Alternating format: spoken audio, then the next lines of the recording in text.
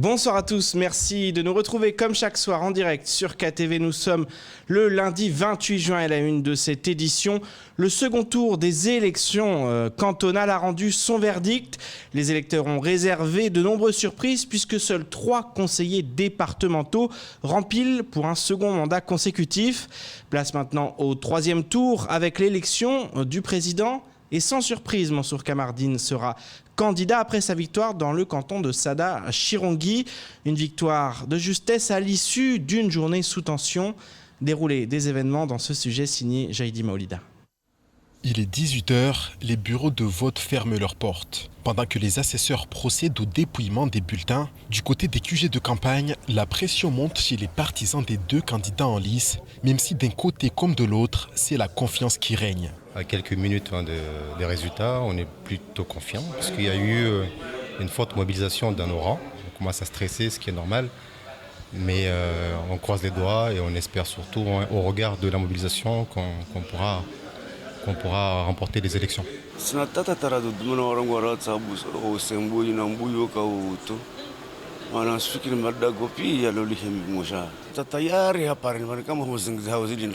Au bureau centralisateur de Sada, l'attente est interminable.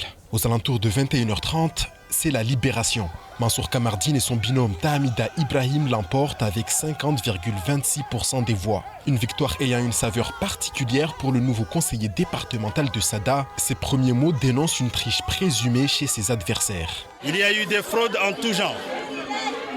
Des électeurs qui ne résident pas ici qui ont été inscrits, comme c'est le cas aussi dans d'autres communes.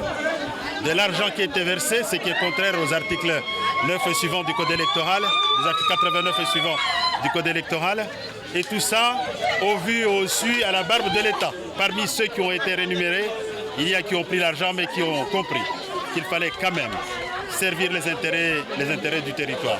Mansour Kamardine a pour ambition de présider le conseil départemental. Conscient que le siège de président est loin d'être acquis, il se dit tout de même prêt à endosser ce rôle. Ceux qui ont gagné qui sont étiquetés LR, comme ceux qui sont étiquetés sans étiquette, comme ceux qui sont étiquetés d'autres formations politiques, je crois tous, nous pouvons porter un projet, mais un projet qui accepte de parler aux Mahorais, de défendre les intérêts des Mahorais. Je me tiens à la disposition de tous les collègues que je vais saluer ce soir, tout tendances confondues, qui ont gagné, pour porter un projet commun, un projet pour Mayotte. Dans le camp de Mohamed Abdou, c'est la douche froide. 21 voix séparent le candidat perdant de Mansour Kamardine. S'il reconnaît sa défaite, il renvoie la balle à son adversaire concernant d'éventuelles fraudes. Un sentiment de déception. J'en profite pour remercier infiniment les électeurs. Toutefois, je voudrais quand même souligner des irrégularités qui ont eu lieu, notamment sur les inscriptions que le juge a ordonnées suite à des radiations. 91 inscriptions. Le maire de Chirongi soutenant le binôme Mansour Kamardine n'a pas voulu les inscrire. Plus de 60 procurations qui ont été cachées, soi-disant pour des raisons informatiques. C'est inadmissible, c'est inacceptable. Sur la question d'un éventuel recours, Mohamed Abdou ne souhaite pas réagir à chaud, mais des discussions auront lieu avec son équipe, a-t-il affirmé. Du côté de Mansour Kamardine et ses partisans, la nuit ne fait que commencer, la liesse et l'ivresse s'étant emparées de tous.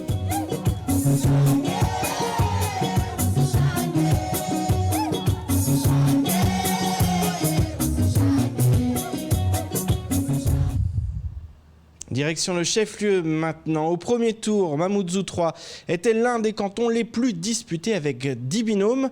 Le second tour promettait d'être électrique avec un duel entre le candidat LR sortant Ali de Brécombo et Sidi Nadjaguedine.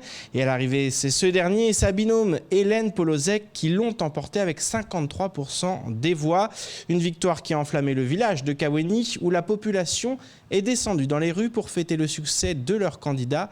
Place de la République. Retour en image sur la journée dans ce sujet d'Ivan Rakotovaou.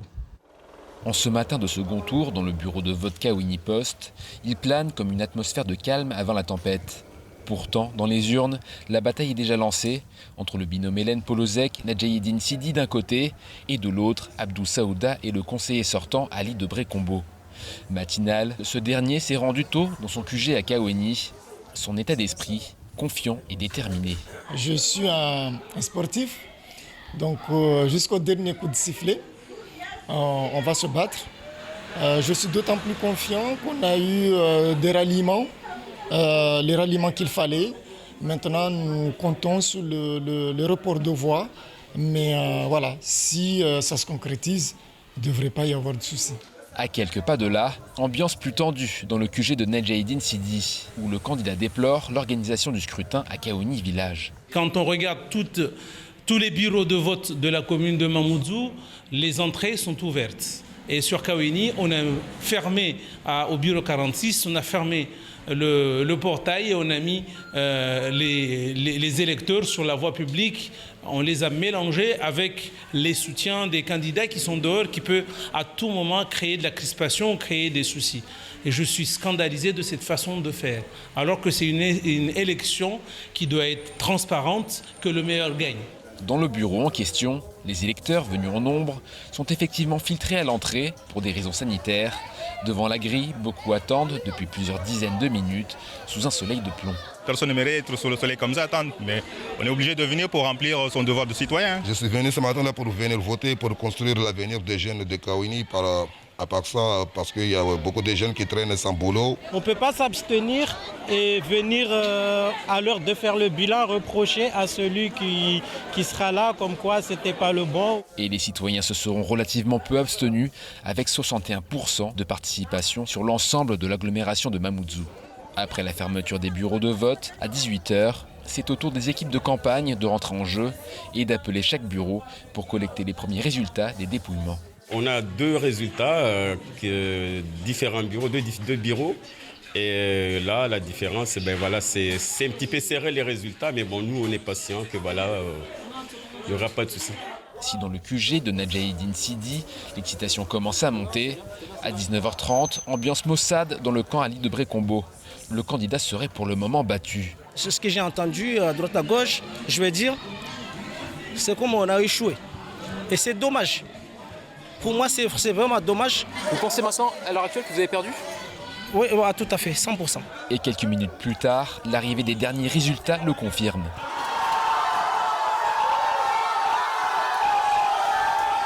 Rapidement, les rues de Kaweni se remplissent.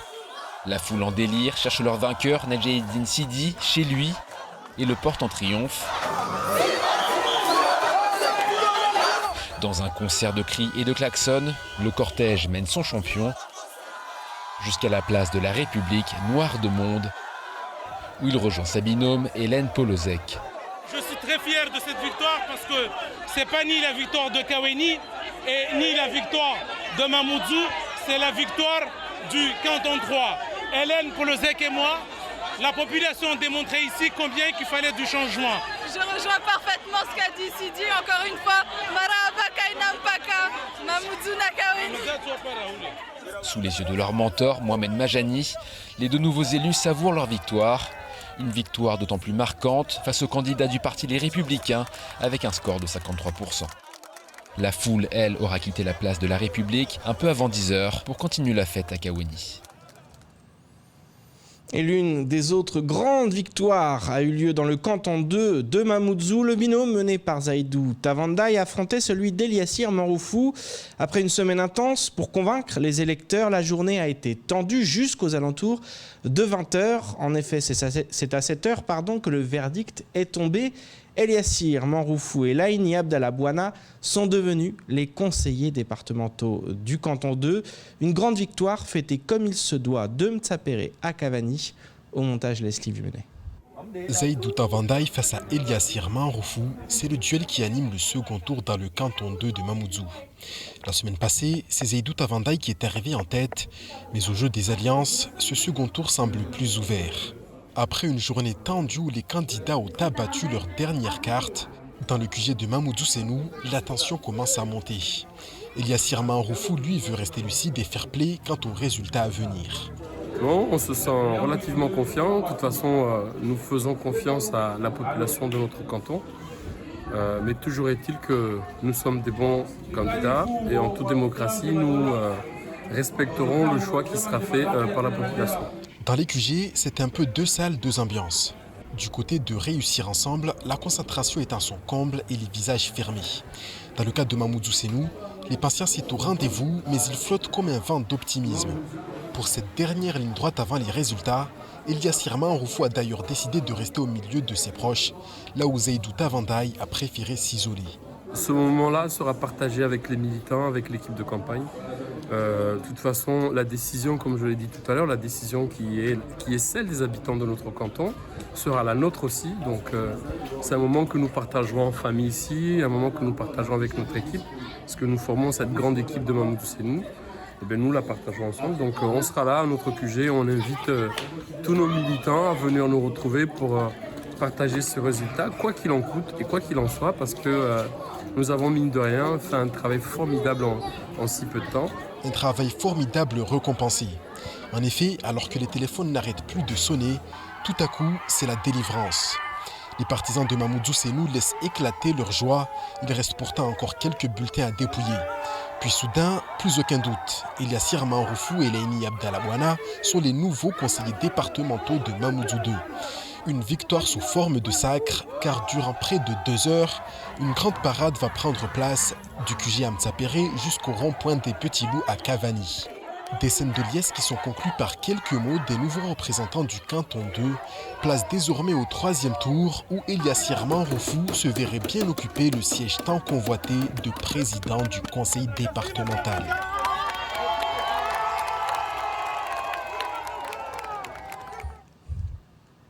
Et au lendemain des élections, l'exécutif actuel du conseil départemental a honoré une dernière promesse de campagne avant la passation de pouvoir. En effet, le vice-président Mohamed Sidi s'est rendu au collège de Passamenti pour livrer 85 ordinateurs portables, une dotation qui va permettre au collège de renforcer son parc informatique devenu insuffisant pour ses élèves. Ce don du conseil départemental a été entrepris dans le cadre des fonds européens et bénéficiera aussi au collège de Kwale qui recevra de nouveaux PC dans les tout prochains jours. Ivan Rakotovo. Des ordinateurs portables flambant neufs pour ses élèves du collège de Passamenti. Et le vice-président Mohamed Sidi a tenu à les remettre en personne pour honorer une dernière promesse de campagne avant de quitter le conseil départemental.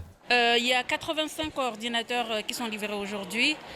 C'était une promesse électorale de notre campagne de 2015 qu'on avait pris devant la population du canton 1. Et dont aujourd'hui, mon binôme, M. Sidi Mohamed, ici présent, est en train de réaliser, à offrir des tablettes aux élèves du collège de Passamenti. Et les ordinateurs vont venir renforcer le matériel informatique de l'établissement qui était devenu insuffisant par rapport au nombre d'élèves. Alors il y a déjà des matières qui utilisent depuis longtemps l'outil informatique et donc des ordinateurs portables puisque nous avions déjà des mallettes. Donc la plupart des disciplines les utilisent, mais le volume d'élèves faisait que nous étions quand même contraints de restreindre leur utilisation. Aujourd'hui, on va pouvoir déployer ces 65 ordinateurs et faire que plus d'élèves encore utilisent cet outil au sein du collège. Ces jeunes présents pendant la remise de matériel ne pourront malheureusement pas en profiter. Élèves en classe de 3e, ils quitteront les bancs du collège l'an prochain, mais ils sont tout de même contents pour leurs camarades de niveau inférieur. Même si on ne sera pas là l'année prochaine pour bénéficier, il y a les générations futures qui seront là pour les bénéficier et ils doivent en prendre soin pour ceux qui viendront ensuite. Comme à Passamenti, le collège de Kwale recevra aussi des PC portables dans les prochains jours. Coût total de l'opération, 115 000 €. Fournis par les fonds européens.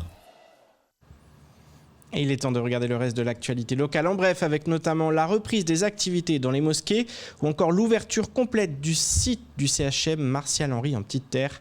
Au montage, Leslie Vumenet. En période électorale, les médias audiovisuels transmettent au CSA tous les éléments relatifs au temps de parole des candidats et de leur soutien. En effet, lors des élections, radio et télévision doivent veiller à ce que les candidats et leur soutien bénéficient d'une présentation et d'un accès équitable à l'antenne. Ce principe d'équité s'applique pendant les 6 semaines précédant le jour du scrutin. Les chaînes communiquent leur relevé de temps de parole au CSA chaque semaine. La chaîne KTV Kwezi s'est évidemment pliée aux exigences du Conseil supérieur de l'audiovisuel. Dans un mail, le Conseil a noté avec satisfaction les efforts et l'implication de la chaîne pour assurer une couverture équitable de ce scrutin dans le traitement des différentes circonscriptions. Que ce soit dans la matinale avec les temps de parole ou encore grâce à l'émission L'heure politique, les candidats qui le souhaitaient ont tous pu se présenter et présenter leur programme politique. Rendez-vous est désormais pris en 2022 avec les élections présidentielles suivies des élections législatives.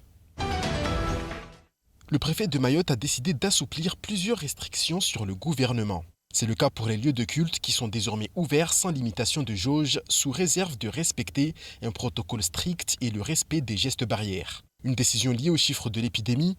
En effet, le taux d'incidence est aujourd'hui de 6,4 pour 100 000 habitants, soit le plus faible de France. Idem pour le taux de positivité, redescendu à 0,7%. Dans ce contexte, le Grand Cadi a décidé d'autoriser la reprise de toutes les activités dans les mosquées. Il autorise la tenue de la prière dans les mosquées conformément aux règles de la salate, mais en respectant le protocole, à savoir le port du masque obligatoire. Les fidèles doivent également se laver la main avec du savon ou du gel hydroalcoolique avant les ablutions. Le Grand Cadi rappelle que le virus circule toujours et que chacun doit prendre toutes les précautions nécessaires pour éviter de contracter la maladie. Après des années d'attente, le CHM vient d'acter l'ouverture complète du site Martial Henry de Petite-Terre. À compter de ce jeudi 1er juillet 2021, les usagers devront se présenter dans cette nouvelle structure flambant neuve pour leurs soins. Le site de Dzaoudi et le dispensaire de l'abattoir n'accueilleront plus de patients à compter de cette date. Le CHM rappelle que le site Martial Henry propose une nouvelle offre, absente jusqu'alors à Mayotte. L'unité de soins de suite et de réadaptation de 50 lits et 5 places adultes et enfants qui ouvrira progressivement. Cette nouvelle unité réduira le recours aux structures SSR de la Réunion pour les patients de Mayotte. Une excellente nouvelle donc sur un territoire trop souvent qualifié de désert médical. Cette ouverture était également réclamée par les syndicats, à commencer par la CFDT qui multiplie les mouvements de grève pour exiger une meilleure prise en charge des patients mahorais. Allez les Bleus, et c'est ainsi que s'achève cette édition. Merci de nous rester fidèles sur KTV. Je vous donne rendez-vous demain dès 19h pour tout connaître de l'actualité locale. Excellente soirée sur Kwezi.